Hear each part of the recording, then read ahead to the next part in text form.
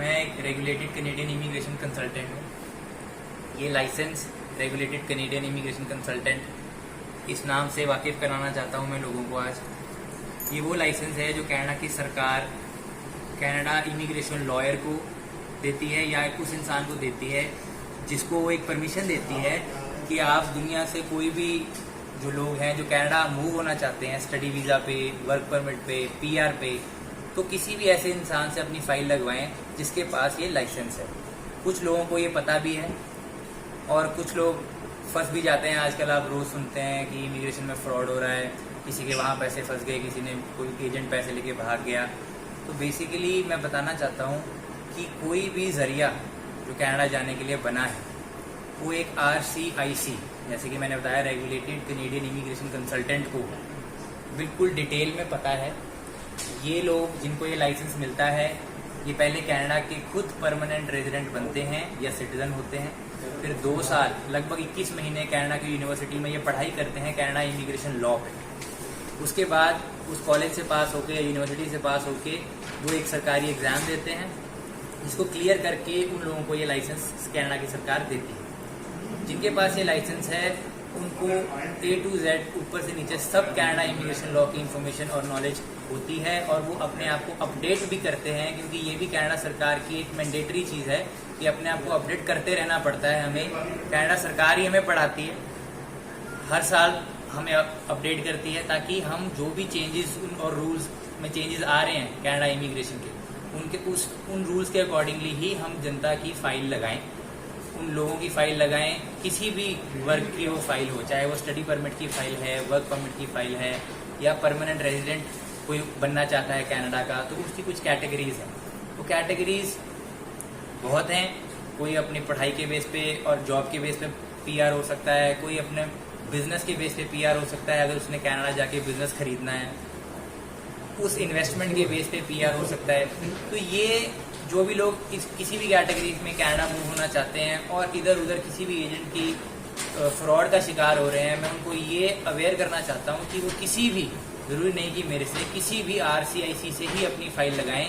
क्योंकि जब एक RCIC एक क्लाइंट की फ़ाइल लगाता है, सबसे पहला मैंने आपको इस RCIC बनने का रास्ता बताया जो कि एक इंसान को 3 साल का समय लग जाता है एक RCIC बनकर। फिर उसको एक उम्र भर के लिए ये लाइसेंस कनाडा सरकार देती है जो चेक में रहता है हर टाइम। मेरा एक भी क्लाइंट या किसी भी RCIC का एक भी क्लाइंट अगर कनाडा सरकार को एक सिंपल ईमेल करके अपनी शिकायत दर्ज करता है तो ये लाइसेंस खतरे में पड़ता है। तो जितना भी हम दिन रात काम करते हैं, एक गलत फाइल लगाने पे हमारा लाइसेंस खतरे में पड़ जाता है। तो इससे जनता का फ़ायदा है कि किसी भी RCIC से अपनी फ़ाइल लगाएंगे तो एक तो कनाडा के जो रूल्स इमिग्रेशन के चल रहे हैं उन पे अपडेट होके लगाएं।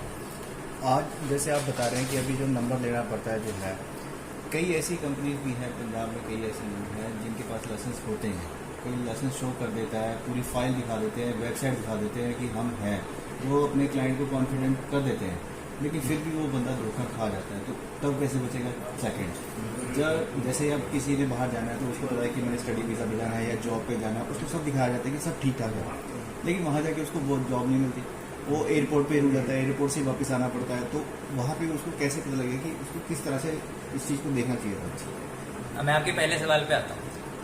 एक लाइसेंस कनाडा सरकार देती है उस RCIC को जो कनाडा का निवासी है, उसने कनाडा में पढ़ाई करी है और उसने एग्ज़ाम क्लियर किया है। उस लाइसेंस के साथ दुनिया भर में मैं कहीं भी ऑफिस खोल सकता हूँ। फिर बात आती है जिस जगह पे मैंने ऑफिस खोलना है उस ज्यूरिसडिक्शन में मेरे को उस सरकार का लाइसेंस भी लेना पड़ता है। अगर आप पंजाब की बात करें तो सपोज मैं कनाडा से लाइसेंस लेके आया हूँ तो मैं पंजाब में बिना लाइसेंस के काम नहीं कर सकता। मेरे को पंजाब का एक वो लाइसेंस लेना है जो पंजाब की सरकार ने अपनी सेफ्टी, अपने लोगों की सेफ्टी के लिए खुद भी एक लाइसेंस बनाया है। लेकिन पंजाब की सरकार ये नहीं देख रही कि वो जिसको मैं लाइसेंस दे रही हूँ तो कनाडा से उसको लाइसेंस मिला है कि नहीं मिला। तो पंजाब की सरकार का जो लाइसेंस है उसका एक जो रडार है, रेंज है, वो बड़ी है। और कनाडा का वकील आके पंजाब में काम कर सकता है, उसको पंजाब का लाइसेंस भी लेना पड़ेगा। ऑस्ट्रेलिया का वकील आके पंजाब में काम कर सकता है, उसको भी लाइसेंस लेना पड़ेगा। जो पंजाब का निवासी खुद है वो पंजाब में लाइसेंस लेके काम कर सकता है। वो लाइसेंस, मैं एक बात बताना चाहता हूँ, वो लाइसेंस कंसल्टेंसी का होता है, इमिग्रेशन कंसल्टेंसी का लाइसेंस नहीं होता, क्योंकि कंसल्टेंसी के अंदर सारी कंसल्टेंसीज आ जाती हैं, चाहे वो स्टडी कंसल्टेंसी है वो इमिग्रेशन कंसल्टेंसी है, वो बिजनेस कंसल्टेंसी है, वो पढ़ाई से रिलेटेड कोई और कंसल्टेंसी। तो सरकार जो लाइसेंस देती है, पंजाब की सरकार, वो वाली कंसल्टेंसी का लाइसेंस देती है। तो जब जनता ऑफिस में जाए तो वो लाइसेंस देखती है जो पंजाब की सरकार ने दिया है। उसके पास कनाडा या अमेरिका की सरकार से वो लाइसेंस है या नहीं है, ये जनता को चेक करना है, ये लोगों को चेक करना है कि जिससे मैं अपनी फाइल लगवाऊं। अगर मैं कनाडा जाना चाहता हूं तो उसके पास कनाडा सरकार का दिया हुआ लाइसेंस भी होना चाहिए। अगर मैं ऑस्ट्रेलिया जाना चाहता हूं तो उसके पास ऑस्ट्रेलिया सरकार का दिया हुआ लाइसेंस होना चाहिए। मैं यूके जाना चाहता हूं तो यूके की सरकार का दिया हुआ लाइसेंस होना चाहिए। अच्छा, जो ताज़ा अपडेट्स व बड़ी खबरों के लिए सब्सक्राइब करें आज प्रकाश टीवी और बेल आइकन दबाएं।